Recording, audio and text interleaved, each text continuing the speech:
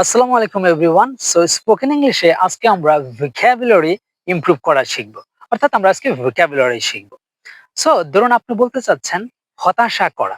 So হতাশা করা এটার ইংরেজি কি বা এটার মানে ইংরেজি শব্দ কি? হতাশা করা। সো হতাশা করা ইংরেজি হচ্ছে ডিসঅ্যাপয়েন্ট। হতাশা করা। কি? ডিসঅ্যাপয়েন্ট, হতাশা করা। এখন আপনি এভাবে ওয়ার্ড শিখে রেখে দিলেই হবে না। এটা একটি ভার্ব। সো শেখার পরে আপনাকে কি করতে হবে? এটা যদি আপনি সারা জীবন মনে রাখতে চান, তাহলে আপনাকে এটাতে বাক্য তৈরি করতে হবে। যেমন আমি যদি বলি, "আমি হতাশা করি", তাহলে আমি ইংরেজি কি? I হতাশা করি ইংরেজি তো আমরা জানছি ডিসঅ্যাপয়েন্ট। তাহলে আমি হতাশা করি, I disappoint, আমি হতাশা করি। এখন সে হতাশা করে, অনেক সময় তো করে, তাই না? সে হতাশা করে। তাহলে he disappoints, হি হইলে disappoints হবে। সে হতাশা করে। বা মেয়েটি হতাশা করে, তাহলে আমি বলতে পারি she disappoints, মেয়েটি হতাশা করে বা মেয়ে অর্থে she আমরা ব্যবহার করি।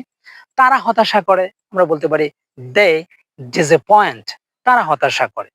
সো এখন যদি আমি বলি সে হতাশা করেছিল, সে হতাশা করেছিল তাহলে কিভাবে বলবো?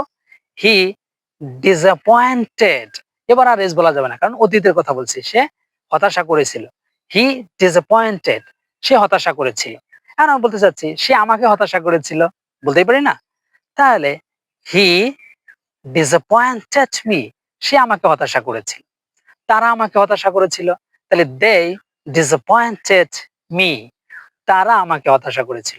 এখন উল্টা যদি বলি আমি তাদেরকে হতাশা করেছিলাম, তাহলে কি হবে? I disappointed them, আমি তাদেরকে হতাশা করেছিলাম। তাই না? আর যদি বলতে চান যে আমি হতাশ, আমি হতাশ, তাহলে বলতে পারেন I am disappointed, আমি হতাশ। সে হতাশ, তাহলে he is disappointed। মেয়েটি হতাশ কিংবা সে হতাশ মেয়ে অর্থে, তাহলে she is disappointed। ঠিক আছে? সে হতাশ। এখন যদি বলি ডেভিড হতাশ, একজন নাম, তাহলে ডেভিড is disappointed, ডেভিড হতাশ, তাই না? সো এই যে ডিসঅ্যাপয়েন্টেড মানে হতাশ করা, তাই না? এটা আমরা শিখলাম। এরপরে আমরা শিখতে চাচ্ছি যে চর্চা করা। সো চর্চা করা ইংরেজি কি? আমরা জানি চর্চা করা ইংরেজি কি? প্র্যাকটিস। প্র্যাকটিস মানে কি? চর্চা করা। এবার শিখলাম। এবার আমি যদি বলি আমি চর্চা করি, তাহলে আই প্র্যাকটিস, আমি চর্চা করি। এবার যদি বলি তারা চর্চা করে, তাহলে দে প্র্যাকটিস। এবার যদি বলি হি মানে সে চর্চা করে, তাহলে বুঝেই গেছেন হির পরে ভার্বের সাথে এস বলতে হবে। তাহলে হি প্র্যাকটিসেস, সে চর্চা করে। তারপরে মানে মেয়ে অর্থ যদি বলি তাহলে শি প্র্যাকটিসেস, সে চর্চা করে। এন্ড তারা চর্চা করে, তাহলে বলবো দেই প্র্যাকটিস। দে যখন বলবো তখন আর প্র্যাকটিসেস বলা যাবে না।